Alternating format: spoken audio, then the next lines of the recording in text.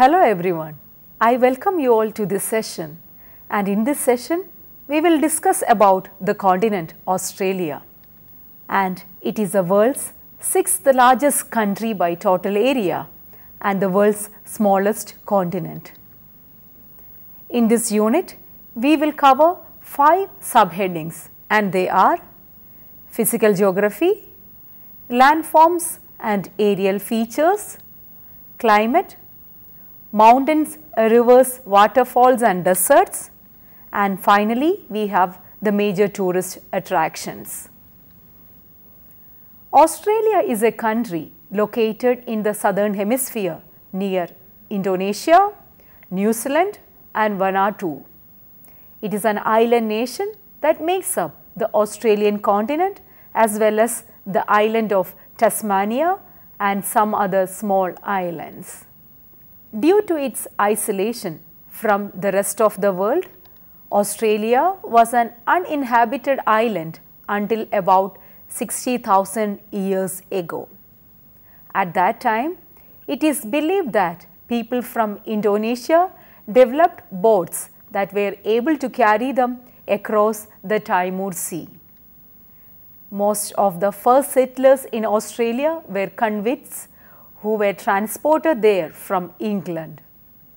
In 1868, the movement of prisoners to Australia ended, and shortly before that, in 1851, gold was discovered in Australia, which significantly increased its population and helped to grow its economy.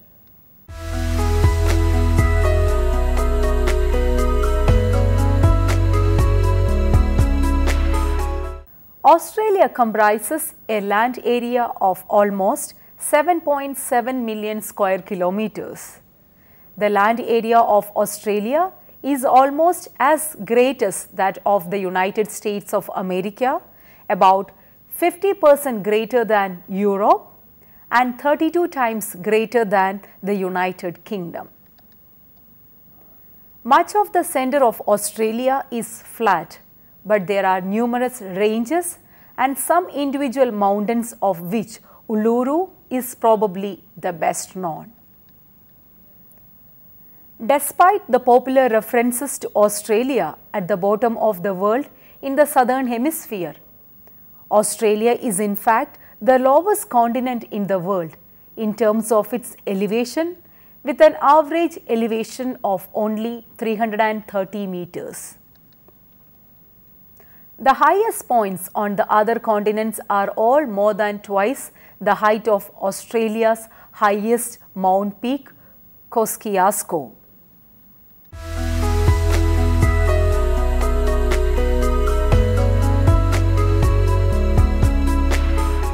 The Australian landforms of today are thus seen to result from long continued process in a unique setting, giving rise to typical Australian landscapes, which in turn provide the physical basis for the distribution and nature of biological and human activity in Australia. The Australian mainland is in fact the world's largest island, and it is often referred to an island continent. Australia is also surrounded by thousands of smaller islands ranging in size from rocky outcrops to some more than twice the size of the Australian Capital Territory. The largest of these is Melville Island in the Northern Territory, with an area of 5,786 square kilometers. Eastern Highlands. The Eastern Highlands region of Australia is the highest part of Australia, being a series of hills, mountains and plateaus. This area is also known as the Great Diving Range, which is further subdivided into smaller ranges. These ranges include the New England Plateau, the Australian Alps, the Snowy Mountains, which are considered to be a part of the Australian Alps, the Blue Mountains and the Grampian Mountains. These landforms were made due to uplifting, folding and volcanic process in the Earth's crust. This part of Australia also contains some volcanic plugs or extinct volcanic mountains that have been eroded until only strong volcanic rock remains. Some examples of volcanic plugs in the eastern highlands are the Warrumbungle Range in New South Wales and the Glasshouse Mountains in Queensland. Central lowlands. Central lowlands are very dry because rainfall is blocked by the eastern highlands. The Simpson Desert, which extends for 1,70,000 square kilometers, is in the central lowlands. This desert is famous for its large red sand dunes which run north to south. The Simpson Desert is also famous for its salt pans, which are intermittent lakes that only have water in them when it rains. When there is no rain, however, the salt pans dry up, leaving behind the white salts. The largest salt pan in Australia, the Lake Eyre, is found in the Simpson Desert. When it is full of water, Lake Eyre is the largest lake in Australia. The lake, however, only had water in 3 times in the 20th century. Lake Eyre is also the lowest point on the Australian mainland at 15 meters below sea level. The central lowlands have few tall mountains, but the Flinders Range in South Australia is an exception to this rule. The Flinders Range is located about 1,100 km north of Adelaide and extends for 800 km. Its tallest peak is St. Mary's Peak, which is 1,171 meter tall. This mountain range was created through faulting. Western Plateau. Western Plateau is a low, flat area that has been eroded over a period of millions of years. Indicative of this is the Nullarbor Plain, which is found in the southern part of the Western Plateau. Nullarbor comes from the Latin terms null, which means no, and arbor, which means tree. This name is fitting as the Nullarbor Plain is covered in limestone, which was once a sea floor. Today, many fossil sea creatures can be found here. The Western Plateau also home to many deserts. Due to cold water currents off the coast of Western Australia, this region is very dry. Some of the deserts in this region include the Gibson, Tanami, Canning, Great Sandy and Great Victoria deserts. The Western Plateau is not completely flat. However, monoliths or large freestanding rocks can be found throughout this area. These monoliths came into being when soft rocks surrounding them were eroded, leaving behind the stronger rocks. The most famous example of one of these monoliths is Uluru, formerly called Ayers Rock. In addition, the Harmsley, Musgrave and MacDonald ranges are mountain ranges in the Western Plateau. The Pilbara, Arnhem Land and Kimberley plateaus are also high points in this area.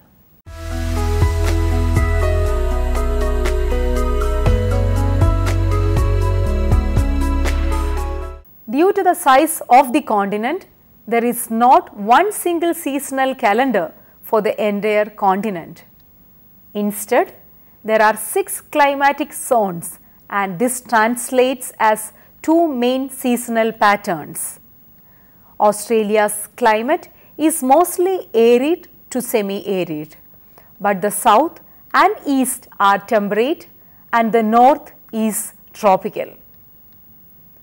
Australia experiences temperate weather for most of the year, but the climate can vary due to the size of the continent. The northern states typically experience warm weather much of the time, with the southern states experiencing cooler winters. Australia is also one of the driest continents on earth, with an average annual rainfall of less than 600 millimeters. Like all countries in the southern hemisphere, Australia's seasons are opposite to those in the northern hemisphere. December to February is summer, March to May is autumn, June to August is winter, and September to November is spring. The build-up is a humid time of the year between the wet and dry seasons. It usually lasts for 3 or 4 months.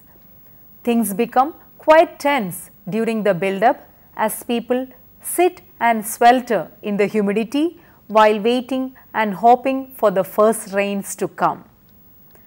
The humidity continues day and night with no respite, so when the rains finally do come, everyone enjoys their cooling relief. Cyclones, snow and floods. The tropics are affected by the extremes of cyclones in the wet season, and the inland deserts can remain totally dry for years while rains can produce floods. The wettest months in the southern capital are from May to July. Along the Great Diving Range, the mountain range that passes through New South Wales and Victoria, there are regular winter snowfalls. The snow season in the Alps in southeastern Australia is between June to September.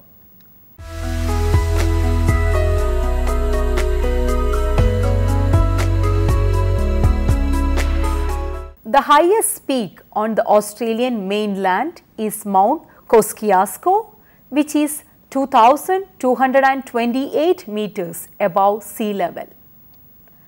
Mount Kosciuszko is a mountain located on the main range of the Snowy Mountains in Kosciuszko National Park, part of the Australian Alps National Parks and Reserves in New South Wales, Australia.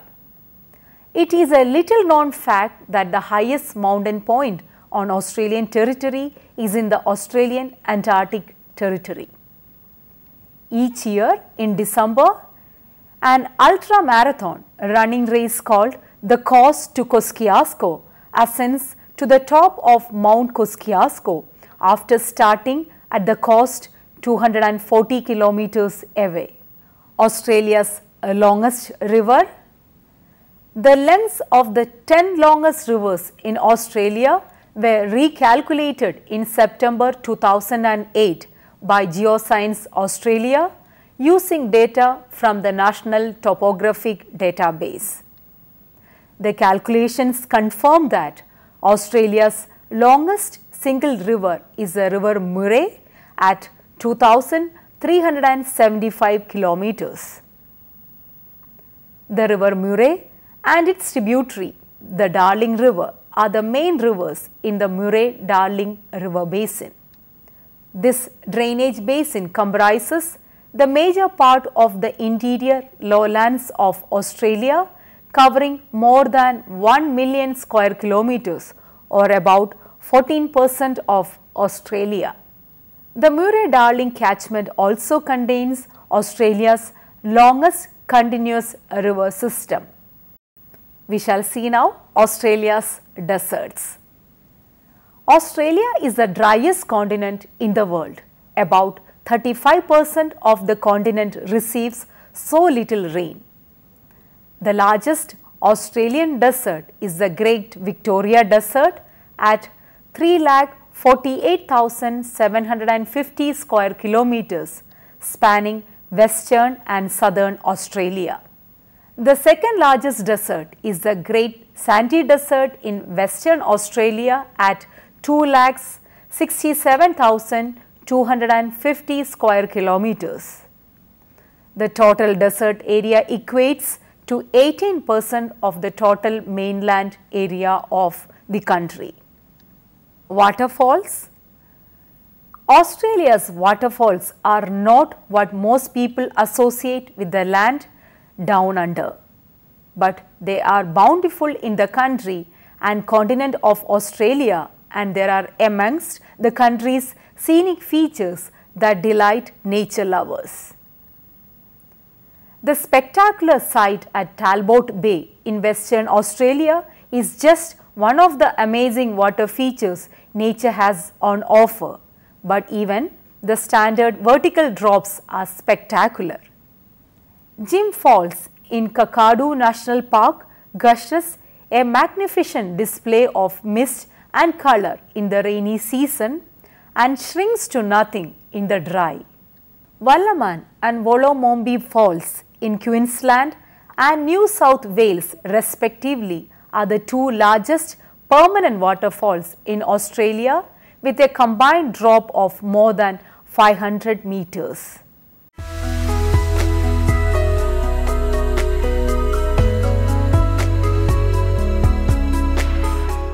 Lastly, we shall see the various tourist attractions in Australia. Some of the major attractions are Great Barrier Reef.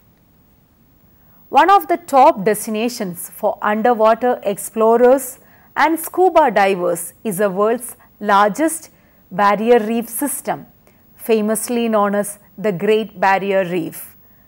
Located in the Coral Sea, the Great Barrier Reef encompasses a huge area of more than 2,900 coral reefs and hundreds of islands and cays. The best way to explore the reef is by one of the numerous boat cruises that run along the northern coast of Queensland. The town of Cairns is regarded as the main gateway to the reef, but other towns also offer cruise operations. Sydney Opera House. Sydney Opera House is Australia's most recognizable building and is an icon of Australia's creative and technical achievement. Since its completion in 1973, it has attracted worldwide acclaim for its design and construction, enhanced by its location on Bennelong Point within a superb harbour setting. The design of the building, with its soaring white roof shell shaped sails atop a massive red granite platform, has been internationally acclaimed as an architectural icon of the 20th century. As a dominant sculptural building that can be seen and experienced from all sides, it is a focal point of Sydney Harbour and a reflection of its character. Fraser Island.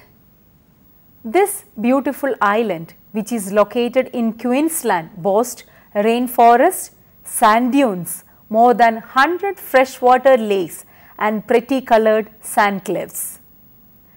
Fraser Island, which is just a short ferry trip from Hervey Bay, is also considered to be the largest sand island in the world. This island boasts another unusual claim to fame. Its dingoes are considered to be some of the most pure in all of Australia, as they have not had as many chances to crossbreed with dogs as their mainland cousins have had. The Great Ocean Road. The Great Ocean Road, which is located in Victoria, is considered to be one of the most beautiful drives in Australia. As it travels along Victoria's beautiful southwest coastline, the Great Ocean Road passes by some of the most stunning scenery in Australia, including the 12 Upper Salts, which are pretty limestone stack formations that rise out of the ocean near Port Campbell National Park. There are also a number of places along the Great Ocean Road where one can spot some of the Australia's famous wildlife, including kangaroos, fur seals and emus. The Blue Mountains National Park. The Blue Mountains National Park is located in New South Wales, approximately 80 km west of Sydney. Its proximity to the biggest city in Australia has made the scenic park a popular day trip for both tourists and locals alike. The park is best known for the Three Sisters, a rock formation that towers 900 meters above the Jamison Valley. The Blue Mountains National Park features miles of trails for hikers and mountain bikers, and it is also a popular natural playground for adventurers who enjoy adrenaline sports such as rock climbing and abseiling. Whitsunday Islands. This stunning collection of 74 islands lies in the middle of Australia's Great Barrier Reef, making them a perfect jumping off spot for travelers looking to explore the amazing and colorful marine life that live in the waters of this area.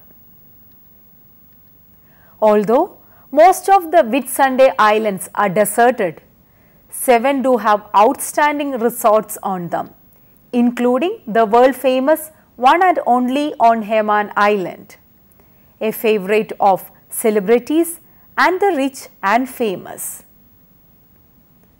One of the most beautiful of the Whitsunday Islands is Whitehaven Beach, which boasts blinding white sands. These islands are the perfect choice for travelers seeking a blissful vacation on a lovely tropical island, or for those who enjoy hours of snorkeling and scuba diving. Kakadu National Park.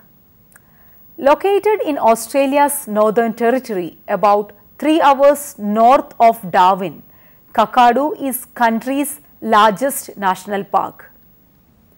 There is a lot to see in Kakadu National Park, including a large concentration of Aboriginal rock art, some of which are estimated to be 20,000 years old. This park is also home to many different species of wildlife, including wallabies, dingoes and crocodiles. In addition, Kakadu National Park, which is home to 1/3 of Australia's bird species, is a birdwatcher's paradise.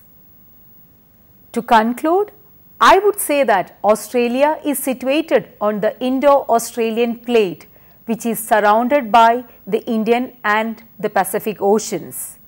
It is separated from Asia by the Arafura and Taimu Seas, with the Coral Sea lying off the Queensland coast and Tasman Sea lying between Australia and New Zealand. Australia, owing to its size and isolation, is often dubbed the island continent and is sometimes considered the world's largest island.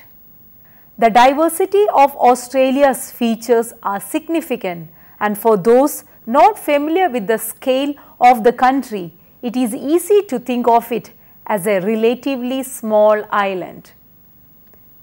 Many international travelers visiting Australia underestimate the distances between cities and travel times.